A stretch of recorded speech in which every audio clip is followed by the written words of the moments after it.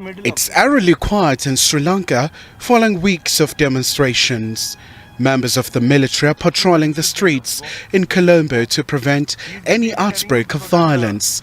Deposed President Gotabaya Rajapaksa fled the popular uprising over his family's role in the crippling economic crisis. After Prime Minister Ranil Wickremesinghe has been made an acting president, it did not appease the enraged demonstrators who are calling for political change in the island nation. We don't trust him anymore because he has already broken our trust, our country's trust, and he has already sold our country. Protests against the economic crisis have simmered for months and came to a head last weekend.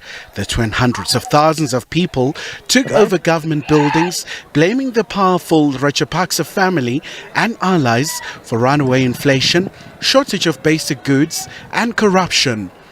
The government has since imposed a curfew to prevent further protests. The opposition says it's ready to field its candidates.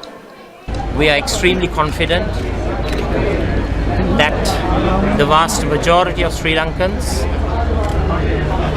of all ethnic, religious backgrounds, irrespective of caste, creed, will support this monumental, path-breaking program which will make our country prosperous, and a country where prosperity is enjoyed by everyone and not by an exclusive family club. Sri Lanka owes at least $5 billion to China. India has also lent it $3.8 billion and Japan is owed at least $3.5 billion. The island nation defaulted on its international debts after years of heavy borrowing, tax cuts by the government and the devastating impact of the COVID-19 pandemic. We're really looking to China to step up their role in debt restructurings that are eligible for treatment under the common framework. We've not seen much progress, and part of what I expect to do over the next several days is urge our partners and in the G20 to put pressure on China to be more cooperative.